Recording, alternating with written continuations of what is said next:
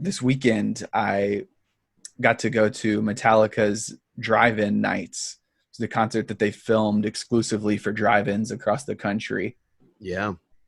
and it was awesome. Yeah, I want to So, hear about this, especially I'm all interested in the production. I'll geek out on that. I mean, I love that. I want to hear it all. so I'll just take it from the start. It was a lot less crowded than I thought it was going to be, so I was pretty pumped about that. Hmm. So, just a huge gravel lot with a giant drive-in theater. Everybody just kind of pulled in whenever you got there. There was no like reserved seats or anything. It And was all GA. essentially, we So just like backed our car to the screen, popped open the trunk, brought some lawn chairs, had a oh, cooler, and just sat there and took it all in, man. We had a little portable boombox as well as the car speakers blaring. It was just playing through a FM station. Um, 3 Days Grace comes on first. It was interesting. I like their music a lot. I like their original lead singer a lot more than their new guy, but not to hate on that guy. He's got a great voice. Just, I thought the original guy was awesome. Uh, they played a new song. They did a remix of Somebody That I Used to Know. really? Exactly. Your face is exactly what my reaction was. And I mean, Kings it of didn't Leon, sound, right? That's I think Kings. it's Gautier or something. Gautier, Gotye.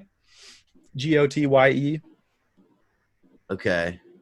You know what I'm talking about. Yeah. Oh no, I know exactly what you're talking about. Yeah. I don't know why Kings of Leon pops in my head. I'll look it up. Go ahead. I mean, Sorry. it wasn't a bad rendition by any means, and I get why they would want to cover a song like that to appeal to the new generation of fans, but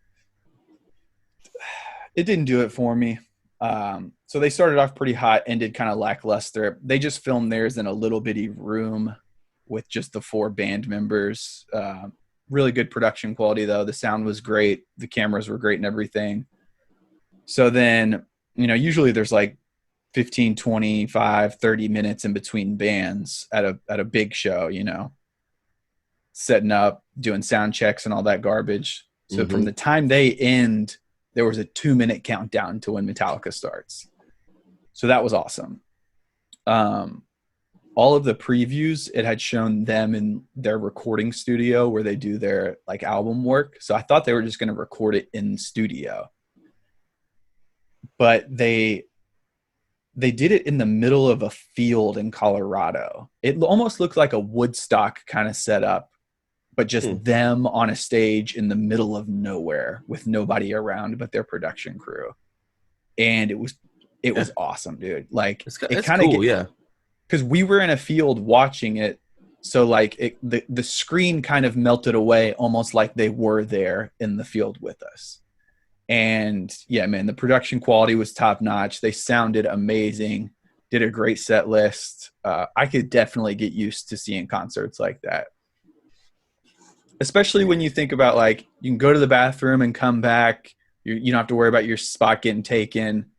You're not like shoulder to shoulder with some sweaty dude that's like 10 feet tall in front of you and blocking your view of the stage.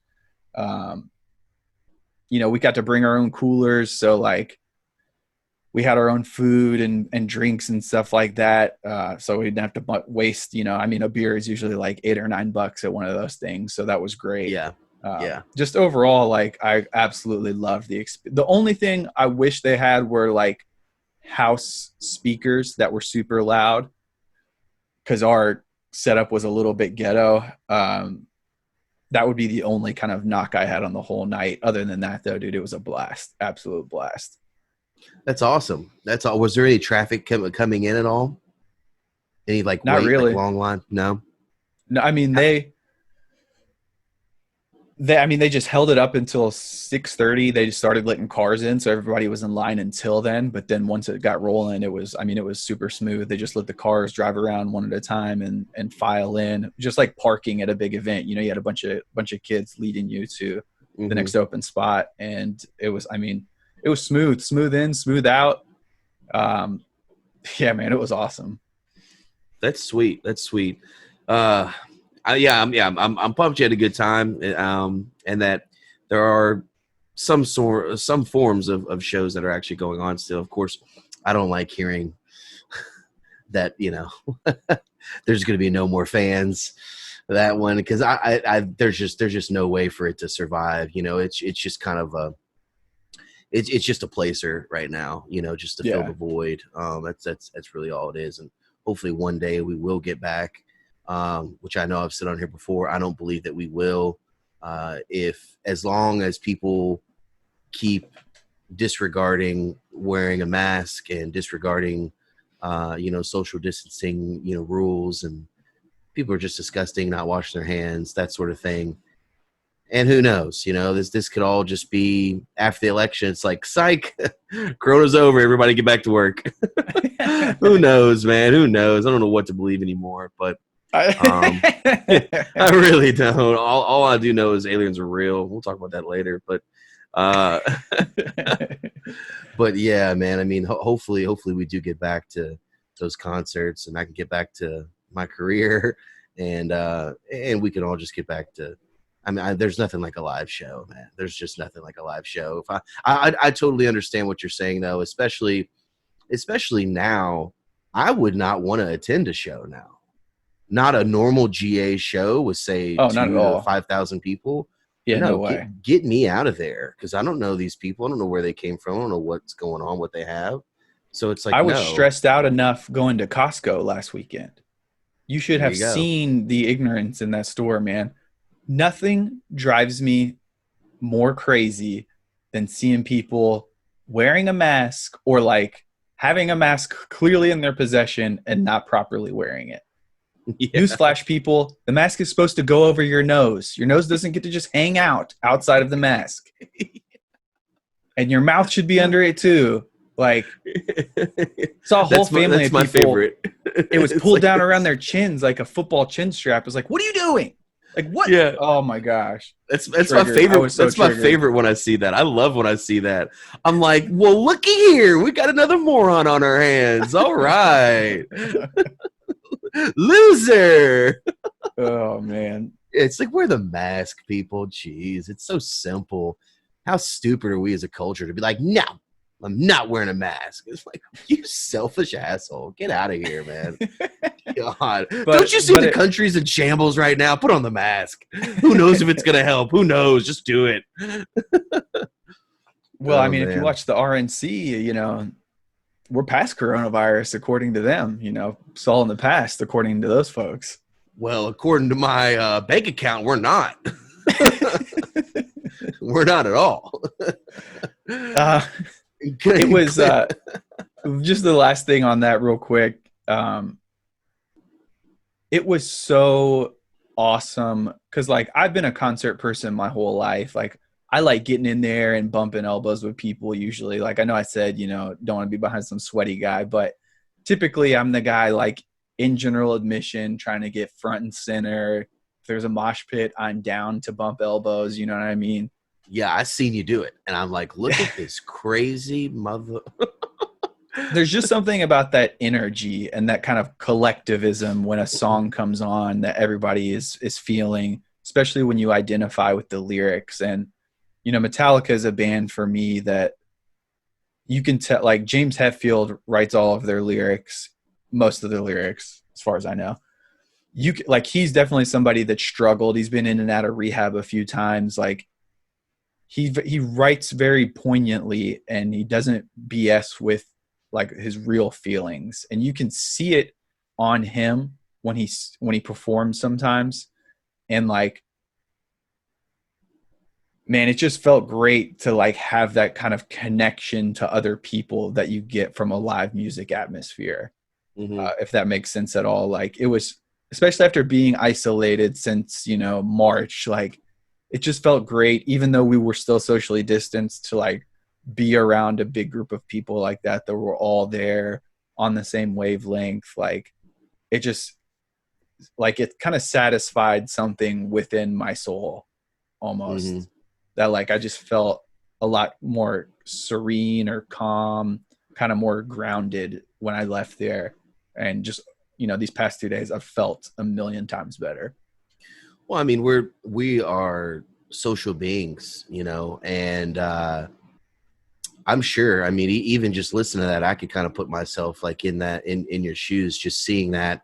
And the first thought that kind of came to my mind was, if I was in your shoes at that show, I would just appreciate the fact that, look, like there's still people that are willing to come out to these shows, respect the rules, social distance, and at the end of the day, what's unique about this is we're all going through the same thing together.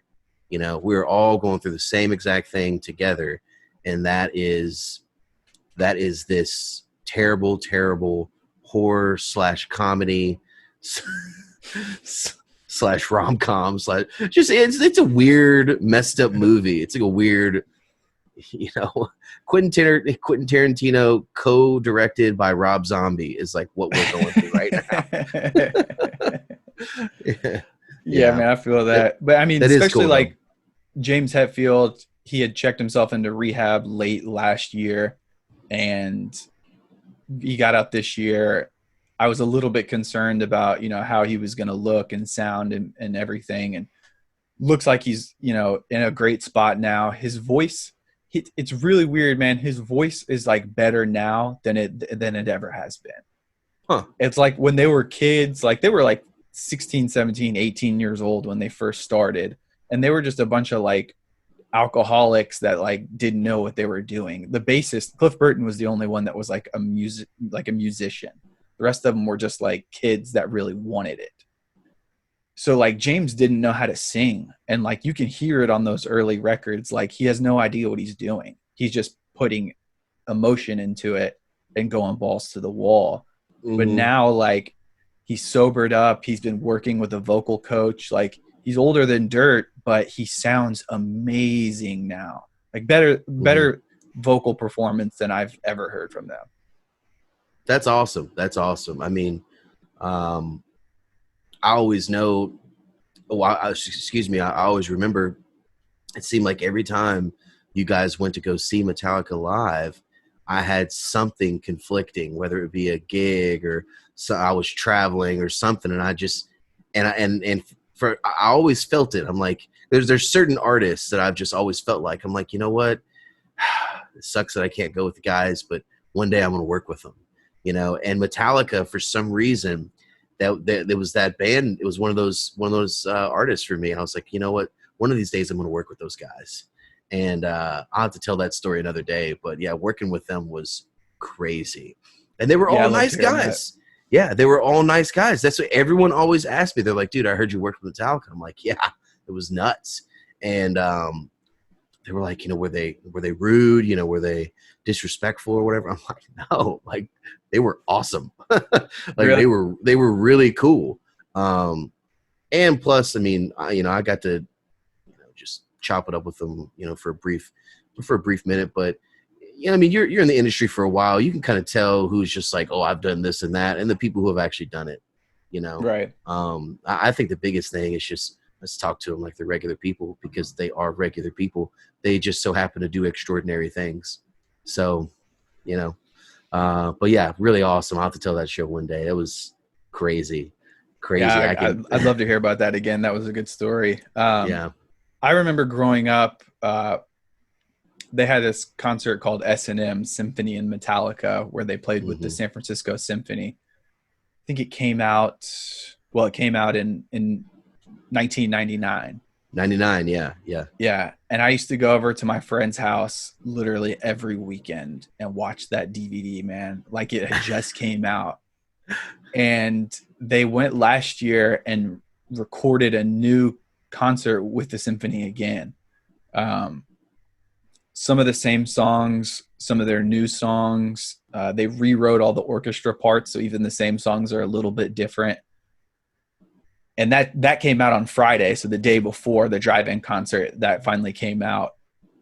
And dude, I'm telling you what, man, like I had a very emotional reaction hearing them, like hearing the intro song. They play this orchestra song. It's originally from a Western called The Ecstasy of Gold. Hmm.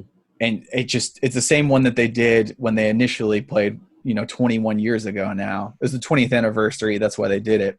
And like, dude, it hit me in all the feels, man. I was in here by myself watching it at like 9 a.m. Friday morning, just like tearing up, like listening to the lyrics when they finally kicked in and everything. Like, just took me back to a place, man. It was a strange kind of out of body experience for me.